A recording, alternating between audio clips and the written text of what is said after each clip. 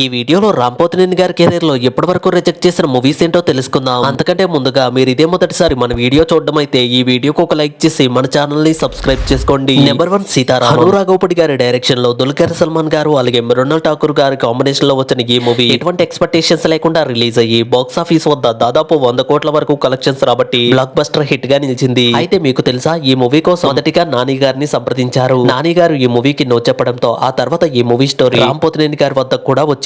ఈ movie story విన్న తర్వాత రాంపోతినేని గారికి ఈ మూవీ స్టోరీ అయితే నచ్చింది గానీ ఆ టైంలో మాస్ మూవీ చేయాలనే ఉద్దేశంతో ఈ మూవీకి నో చెప్పారు. ఆ తర్వాత ఈ మూవీని దుల్కర్ సల్మాన్ గారు చేయగా ఈ మూవీ బాక్స్ ఆఫీస్ వద్ద బ్లాక్ బస్టర్ హిట్ గా నిలిచింది. అంతేకాకుండా దుల్కర్ సల్మాన్ గారికి అలాగే మృణాల్ ఠాకూర్ గారికి తెలుగులో మంచి పాపులారిటీ దక్కింది. Number 2 Raja the great. Anil Ravipudi గారి డైరెక్షన్ లో రవితేజ గారు అలాగే మెహరిన్ గారు జంటగా నటించిన ఈ మూవీ కూడా బాక్స్ ఆఫీస్ వద్ద సూపర్ హిట్ గా నిలిచింది. ఈ మూవీ కోసం కూడా రాంపోతినేని గారిని అనుకున్నారట.